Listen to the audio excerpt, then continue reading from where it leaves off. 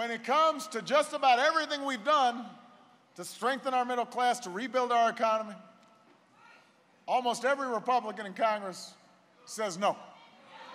You know, you gotta love these Republicans. I mean, you guys... Even on things we usually agree on, they say no. They say that, well, this isn't going to be enough, but when we propose an alternative to provide competition, they're against it. If I said the sky was blue, they say no. And it's also pretty clear the American people are still demanding and asking the question, where are the jobs? After months of partisan blockade in the Senate, we are finally on the verge of passing a small business jobs bill that will cut taxes and provide loans for millions of small business owners across America. And the reason we don't have new jobs is because of the job-killing agenda pursued by President Obama and his allies in the Congress. They really do have employers scared to death. It's a bill that's paid for. It won't add a dime to the deficit. Democrats are putting politics over prosperity. So they said no to help for small businesses, even when the small businesses said we desperately need this. This used to be their key constituency, they said. They said no. Republicans proposed a deficit commission. President Obama endorsed the idea, so then Republicans decided they're against it. The American people are still asking the question, where are the jobs? It's a bill that was written by both Democrats and Republicans, but for months, the Republican leadership in the Senate has said no. They say that, well, we want to strengthen state insurance commissioners and they'll do the job. But when we did that in our national health care bill, they said we're against it. And so what the other side calculated was, you know, if we just sit on the sidelines, we let Obama and the Democrats in Congress deal with everything, then we can do well in the polls. That was their theory. And that's what they did for the last 20 months. They've said no to just about every idea I've proposed, every policy I've proposed, even ideas they've traditionally agreed with. No, I'm not exaggerating. I mean, we had situations where they would sponsor bills, I'd say okay, and then they'd say, oh, well, if you're okay with it, we must be against it. Happened a bunch of times. That's true. Republicans proposed pay-as-you-go rules for budgeting. President Obama endorsed the idea, then Republicans decided they were against it, too. They said they want to have competition, and when we proposed requiring competition, the Republicans are against it. They just think it's better to score political points before an election than to solve problems. Their health care bill, more mandates, higher costs, higher taxes. Our approach would preserve the right of Americans who have insurance to keep their doctor and their plan. It would reduce costs and premiums for millions of families and businesses. Who is David Walker and why should we care? He's the nation's top accountant, the Comptroller General of the United States. There's not going to be enough wage earners to pay for the benefits of the baby boomers. That's part of the problem. But the real problem, Steve, is health care cost. Our health care problem is much more significant than Social Security. What do you mean by that? By that I mean that the Medicare problem is 5 times greater than the Social Security problem. And according to the Congressional Budget Office, the independent organization that both parties have cited as the official scorekeeper for Congress, our approach would bring down the deficit by as much as $1 trillion over the next 2 decades.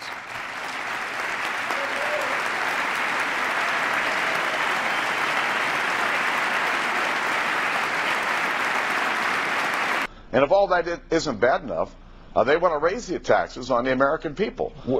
It's no wonder that employers are frozen. No to middle-class tax cuts. They say they're for tax cuts. I say, okay, let's give tax cuts to the middle class. No. Republicans who voted for the bank bailout are now criticizing President Obama for that same bank bailout. Let's talk about it. It's interesting. You talk the debt, the importance of covering government spending, and you worry about the Democrats raising taxes.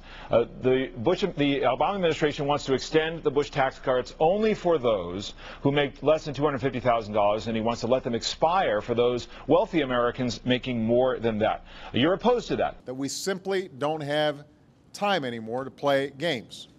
Listen, I'm new to this, okay? I've only been in Congress now for barely 8 months, and I wish when I came to Congress I saw some thoughtful opposition from the other side, but instead all they do is drag their heels day after day. So when you accuse Republicans of being Neanderthals, you're talking about John Boehner, the Republican leader, Eric Kent, are you talking about the leadership of the Republican Party in the House of Representatives? Whoever it is causing the Republicans to fight tooth and nail against anything, absolutely anything, to have every vote come down to being 257 to 175 in the House, over and over and over again. Those are the people who are really disserving America. Not just on this small business jobs bill. Let me give you another example. Right now, we could decide to extend tax relief for the middle class. Right now, we could decide that every American household would receive a tax cut on the first $250,000 of their income. But once again, the leaders across the aisle are saying no. And then I just want to, on the red ink that you guys all referenced here, how do you avoid that? I mean, I see even if you could enforce this cap, you'd be at cutting $100 billion a year. You've got a $1.3, $1.4 trillion deficit. I mean, what are you actually going to cut? Are you willing to go in and start cutting entitlements, which is, of course, where the real money is? You cannot, if we're going to deal with deficits and we're going to be honest with the American people, we have to cut spending, and we need real economic growth in America that puts more Americans back to work, caring for themselves and caring for their families. And you can't have real economic growth in America if you insist on raising taxes on the American people. Make no mistake, he and his party believe we should also give a permanent tax cut to the wealthiest 2% of Americans. With all the other budgetary pressures we have, with all the Republicans talk about wanting to shrink the deficit, they would have us borrow $700 billion over the next 10 years to give a tax cut of about $100,000 each to folks who are already millionaires. I would argue that the most serious threat to the United States is not someone hiding in a cave in Afghanistan or Pakistan, but our own fiscal irresponsibility. Republicans supported President Bush's policy of trying terrorism suspects in U.S. courts. Now that President Obama is implementing that same policy, they've decided they're against that now, too. For months, they've used legislative maneuvers to prevent this bill from even coming up for a vote. And all the while, small business owners kept waiting for help. They kept putting off plans to hire more workers and grow their businesses. You're opposed to that. You want to extend the tax cuts, and the Republican leadership does. But Alan Greenspan, who was on this program last week, chairman of the Federal Reserve, said that's the wrong idea. Here's what he said. Look, I'm very much in favor of tax money.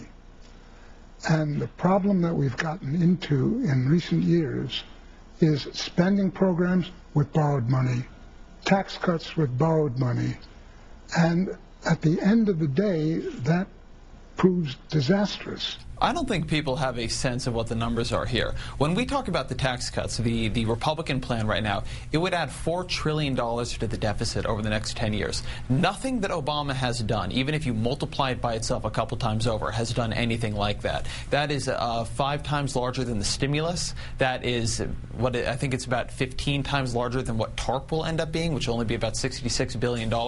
So this is a huge increase on the deficit. You don't agree with Republican leaders who say tax cuts pay for themselves? They do not. Leader Boehner, he puts it right to you. The only way we're going to get our economy going again and solve our budget problems is to get the economy moving, get more people back to work where they can care for their own families, and begin to expand the tax rules to bring more revenue to the federal government. Now, as we stabilized the financial system, we also took steps to get our economy growing again, save as many jobs as possible, and help Americans who'd become unemployed.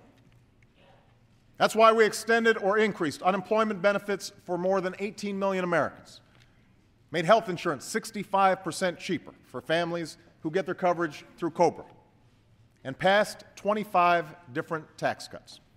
We have to get our arms around the spending spree that's going on in Washington, D.C. And the surprising detail, the deficit is down. The Treasury Department reports the U.S. is on track to record a $1.3 trillion deficit for the first fiscal year of President Obama's presidency. 8% lower. That is 8% lower, despite the stimulus spending, than the 2009 deficit, which included the last months of the Bush presidency and reflected economic policy signed into law by the end of 2008 by President Bush. House Republican leader John Boehner wants to increase that deficit by $700 billion over 10 years by extending those Bush tax cuts on income over $250,000. But Leader Boehner, I'm sorry, you're not being problem. responsive to a specific point, which is how can you be for cutting the deficit and also cutting taxes as well when they're not paid for? Listen, you can't raise taxes in the middle of a weak economy without risking a double dip in this recession. Now, I just don't believe this makes any sense. Even as we debate whether it's wise to spend $700 billion on tax breaks for the wealthy, doesn't it make sense for us to move forward with the tax cuts that we all agree on? Raising taxes at this point in the economy is a very bad idea. But do you agree that tax cuts cannot be paid for? Without a help. But tax cuts are not paid for. Is that correct? I am not for raising taxes on the American people in a soft economy. That's not the question, Leader Boehner. The question is... Remember, all the lapsing of the Bush tax cuts means for people at the top is that they would go back to the Clinton era, a marginal income tax of 39% and a 20% capital gains tax. You know, remember, under Bill Clinton, the economy did very, very well. People tend to think, oh, horrible that we would subject the richest Americans to the marginal tax rates under Bill Clinton. Well, again, the economy was very prosperous in those days. We should be able to extend right now middle-class tax relief on the first $250,000 of income, which, by the way, 97% of Americans make less than $250,000 a year. So right off the bat, 97% of all Americans would get tax relief on all their income. People who are making more than $250,000 a year, say you're making $500,000, you'd still get tax relief on half your income. And everybody agrees that this makes sense. The people that the president wants to tax. Are tax cuts paid for or not? Listen, what you're trying to do is get into this Washington game, and they're funny accounting over there. But don't you have to come up with something a little more specific? Some people say, look, it would be a lot better if you'd make a few compromises here and try to work with the president to dig our way out of this hole that we all find ourselves in. Hey, Bob, listen, I want to work with the president on behalf of the American people. That's what they sent us to Washington to do. And while I like the president as much as the American people do, I think he's a great guy. There are serious differences in terms of the approach that he would like to take and the approach that I think many Republicans would like to take.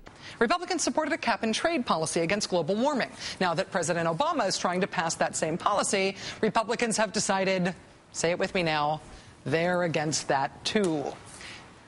Seeing the pattern here? Middle-class families need this relief. These are the Americans who saw their wages and incomes flatline over the last decade, who've seen the costs of everything from health care to college tuition skyrocket, and who have been hardest hit by this recession.